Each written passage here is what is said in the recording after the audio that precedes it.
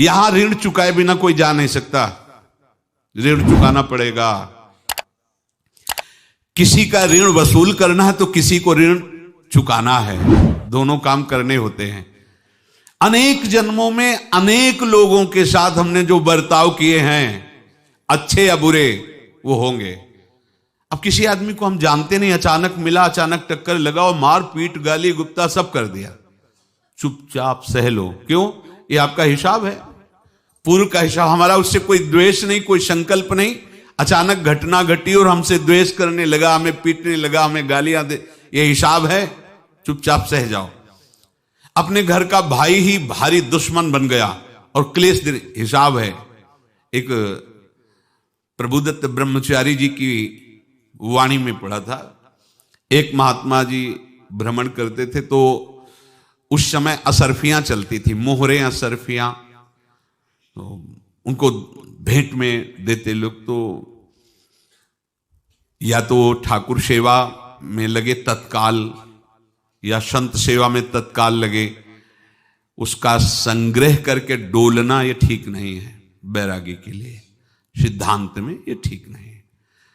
तो जब 2, 4, 6, 8 ऐसे मोहरे हुई तो उन्होंने विचार किया कि और भ्रमण करके जब काफी मोहरे हो जाएंगी तो प्रयागराज में जब कुंभ पड़ता है, एक बार पूरे सब अखाड़े के संतों को, अलग अलग संप्रदाय सब संतों को बुलाएंगे और सबको पवाएंगे। अब साधु है तो यही विचार करेगा और क्या विचार करेगा। तो उन्होंने ऐसे डंडा बनवाया, बेंत, जो ऊपर से चूड़ीदार और भीतर पोला, और मोहरे उसमें डालते गए और भ्रमण, जहां जहां श्रद्धालु भगत थे सबके यहां जाना और इच्छा रखना कि एक मोहर तो दे दे दक्षिणा में। कामना कोई भी हो वो बांधती ही है, ध्यान रखना। इसीलिए प्रभु जो चाहे वो करे, अपनी चाह नहीं रखनी चाहिए, अपनी चाह प्रभु की चाह में मिला देनी चाहिए।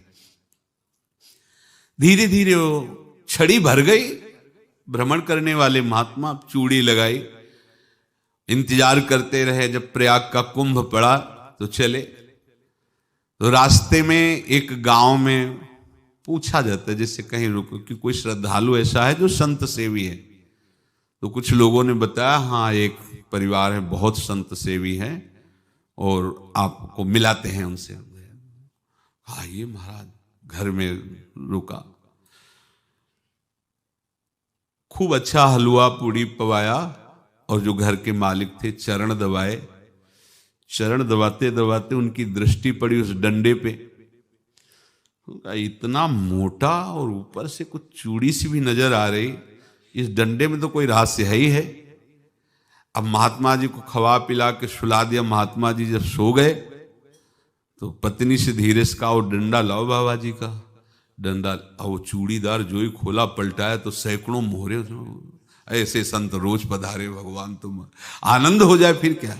पत्नी से कहा, नाप के कंकड़ लाओ। वो तो महात्मा जी तो खाए खीर पूड़ी, आराम से सो रहे। रात में पूरी प्लानिंग करके उसमें कंकड़ भर के चूड़ी लगाकर सिराने रख दिया, सारी मोहरें हटा ली। महात्मा जी आराम से छड़ी उठाए तो वजन पक्का। वैसे बड़े लोग चतुर होते हैं, पर ये नहीं जानते कि कर्म कितना भयानक होता है। और उनकी कोई संतान नहीं थी, पर धन में इतना प्रेम उनको था। बहुत सावधान। साधु महात्माओं के पास जो अर्थ है, गृहस्थी अगर आता वहीं से है, पर अगर उसको जोर जबरदस्ती या किसी छल कपट से, तो वो उसका विनाश ही करता है। आज तक का प्रमाण है। अब उनको ये भाव पता नहीं होगा, या पता होगा तो लोभ के कारण वो उसको मान नहीं पाए होंगे। महात्मा जी गए प्रयाग में, किसी अखाड़े पर रुके और वहां प्रार्थना की कि कल जो है संपूर्ण अखाड़ों का निमंत्रण किया जाए और सब संतों को भोग पवाया जाए और उनको दक्षिणा भी दी जाए। महंत ने सोचा कि बहुत बड़ा है तो उत्सव है, क्योंकि प्रयाग में कितने हजारों संत महात्मा सब। तो उनका, महाराज बोरों इसमें चीनी और टीनों घी लगेगा, सब व्यवस्था। बोले आप मंगाइए, एक एक हिसाब हम करेंगे, हमारे पास सब व्यवस्था है। बोले कुछ तो पहले दे दो, वो इकट्ठे देंगे हम। उनको था कि अगर हम छड़ी खोला और 2-4 मोहरे दी, किसी को पता लग गया तो गड़बड़ हो सकती। बोले हम भंडारे के समय आखिरी में सब कुछ आपको दे देंगे। ठीक है। वो अपने पास से पैसे लगाकर खूब जितना सामग्री सब लाए लाखों की, और सब संतों को निमंत्रण कर दिया। संत जन निमंत्रित हो गए, भंडारा बन रहा है। तब वहां के महंत है और उनका देखो भंडारा भी बन रहा है, संतों को निमंत्रण। अब आप अर्थ की व्यवस्था कीजिए, क्योंकि इतनी बड़ी हमारी सामर्थ्य नहीं थी जितना हमने किसी तरह हमने व्यवस्था की। अब मुझे अर्थ चाहिए, तभी आगे की व्यवस्था बढ़ेगी। संतों को दक्षिणा देंगे और जिनसे अर्थ लिया उनको दे। देखो रसोई बन गई है सब। उनका छत में विश्वास नहीं तो ये अभी चूड़ी खोली। उनको तो था ना कि मोहरे हैं कंकड़। तो अब जैसे कितना उनको सदमा लगा होगा, हजारों संतों का निमंत्रण, रसोई बन, मतलब संत हो के छल कपट। तो उनका महाराज आपने तो हमारा नाश कर दिया, जो महंत थे। अब बताओ रसोई बन गई, संत निमंत्रित हो गए और आप ये कंकड़ दिखा रहे हैं हमको।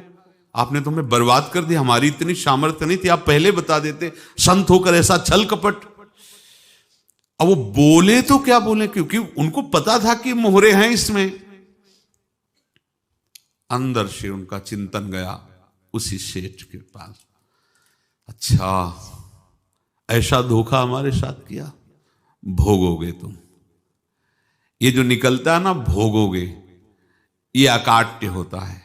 क्योंकि किसी का भी हृदय, मान लो किसी भी जीव जंतु को आप कष्ट दें और उसका हृदय आह भर जाए, तो वो आह वज्र की लेख है, तुम्हें भोगना पड़ेगा। वो देखो भीष्म जी को भोगना पड़ रहा है ना।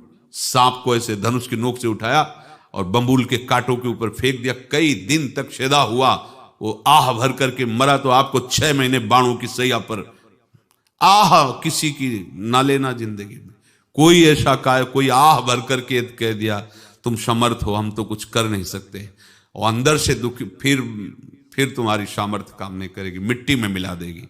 फिर ये तो संत थे और भगवत आराधना के लिए, संत आराधना के लिए ही ऐसा किए हुए थे। अब इनका कैसे मुंह दिखाएं, अब क्या करें। सुबह संत जन आएंगे, सबके बीच में हमारी कि देखो इन्होंने, अब क्या करें। गए और संगम में जाके छलांग लगाई, अपने प्राण त्याग दिए। अब उनके तो पास मोहरे थी और व्यापार बढ़ा, और 9-10 महीने बाद ही लड़का हुआ। अब तो उनको कि संत फलीभूत हो गया। देखो व्यापार चल रहा, लड़का नहीं होता था, लड़का भी हो गया, बड़ा आनंद छा रहा है। जब से वो प्रकट हुए और धन की वृद्धि शुरू हो गई, पढ़ाई लिखाई में उनके खर्चा हुआ सब, बस बीमारी शुरू हो गई उनके शरीर में। अब उसमें पैसा जाना शुरू हुआ। इतने आसक्त तो वो दोनों हो गए कि कुछ भी हो, व्यापार ठप, संपत्ति बेचना शुरू। तो उन्होंने कहा कि बेटा मैं क्या कर सकता हूं तुम्हारे लिए। बोले हमारी अंतिम इच्छा है प्रयाग चलो, और जितने प्रयाग में संत महात्मा सबको एक बार भंडारा करवाओ, हमारी इच्छा अंतिम है। क्योंकि अंतिम यही इच्छा थी। तो बोले अब ज्यादा संपत्ति तो नहीं रह गई। तो बोले घर बेच दो, मेरे लिए ही तो है, बेच दो। मुझे लगता मैं बचूंगा नहीं, पर मेरी अंतिम इच्छा पूर्ण कर दो। घर बेच दिया, जेवर बेच दी। वहां गए, जब संत सेवा की तो बोले मुझे संगम तक ले चलो। संगम तक ले गए और बोले समझे तुम चुराए थे और हमने उसको छीना है, कुछ नहीं रह गया तेरे पास कुछ। अब केवल ममता और आसक्ति में जलकर मर और नरक प्राप्त कर। मैं वही महात्मा हूं जिसकी तूने मोहरे ली थी, शरीर छोड़ दिया। महात्मा को जन्म लेना पड़ा और इनको दुर्गति भोगनी पड़ी। ऋणानुबंध होश में। ऐसा नहीं कि आप जो कर रहे हैं कोई देख नहीं रहा, कोई हिसाब किताब नहीं। जो कर रहे हैं अवश्य में भोक्तव्यम, बहुत सावधान। अनेक जन्मों में अनेक लोगों से जो कुछ लिया दिया है, इस लेने देने को मिटा देने के बाद ही तुम मुक्त हो गए। इसीलिए एक उपाय है, लेना न देना मगन रहना। क्या? मालिक को समर्पित हो जाओ, मालिक को अपना माना हुआ समर्पित कर दो, खत्म। अहम त्वाम स्वरूपापेभ्यो मोक्षयिष्यामि, सब खत्म, आगे पीछे लेना देना सब खत्म। एकादश स्कंद में भगवान श्री कृष्णचंद्र जी ने कहा, जो मेरे चरणों का आश्रय लेकर भक्त मेरा भक्ति करता है, उसके पितृ ऋण, मातृ ऋण, देव ऋण, ऋषि ऋण, सब ऋणों से मैं मुक्त कर देता हूं। बस यही एक उपाय है।